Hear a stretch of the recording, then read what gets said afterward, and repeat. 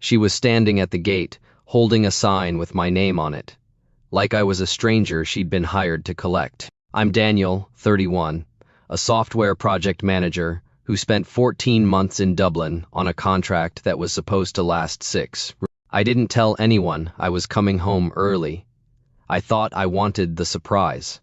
What I didn't think about was how much a year changes people, or how badly I'd misread what she needed from me when I left. Maya and I had been best friends since college, the kind of friendship where you could call at 2 in the morning about nothing and both of you would stay on the phone until sunrise without it feeling strange. When I left for Dublin, we promised to stay close. For the first few months we did, then the calls got shorter, then the texts got slower, then there was a long stretch where I told myself she was probably busy and I was probably fine, and we'd catch up when I got back. I got back on a gray Tuesday afternoon, the kind of day that smells like rain that already fell. I grabbed my bag off the belt and walked through the sliding doors, and there she was. The sign had my full name on it, Daniel Paul Mercer, written in black marker like a joke. She was wearing a yellow jacket I'd never seen before, and she looked like she was trying not to smile. "You seriously made a sign," I said. "You seriously didn't call," she said. That was it. No hug yet, just those 2 sentences sitting between us like something that needed to be negotiated. We drove in her car and she asked about Dublin in the voice people use when they've already decided the answer. Doesn't matter much. I answered anyway. I told her about the weather, about the flat I'd rented, about the project that ran long.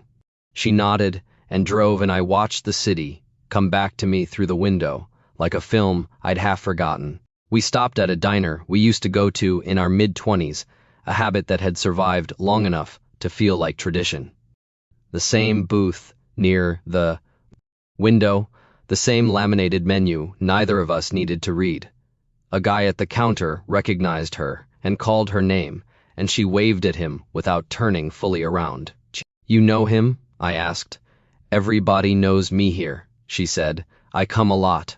I understood what that meant. She'd built a version of this place without me in it.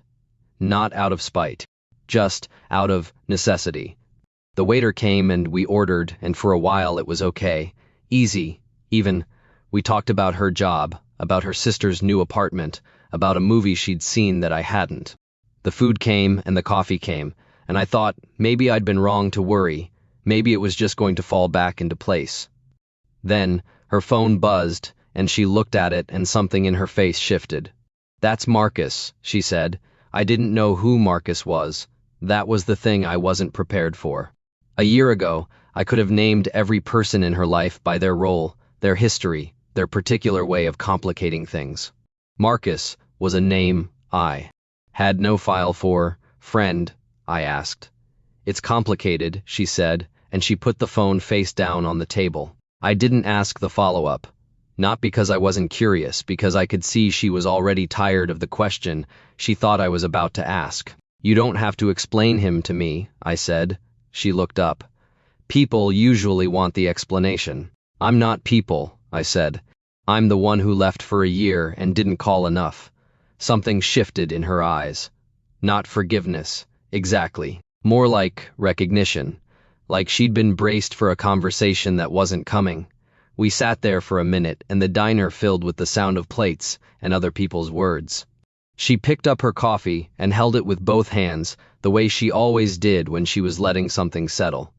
"I missed you," she said finally. "I was also really annoyed at you." "Both of those things can be true," I said. "They were," she said.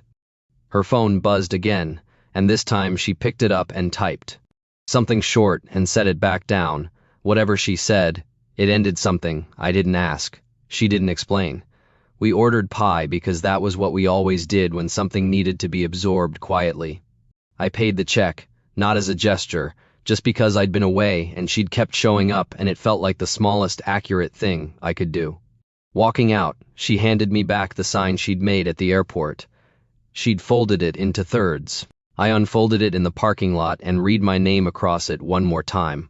All 3 of them, like a formal introduction to someone she was deciding to let back in. "Keep it," she said. in case you forget who you are, again. I drove home with the sign on the passenger seat. The gray Tuesday had turned into a gray Tuesday evening, and the city looked exactly like the city I'd left, which meant it had done what cities always do. It had kept going without me, so had she. That was the part I hadn't expected to feel like relief.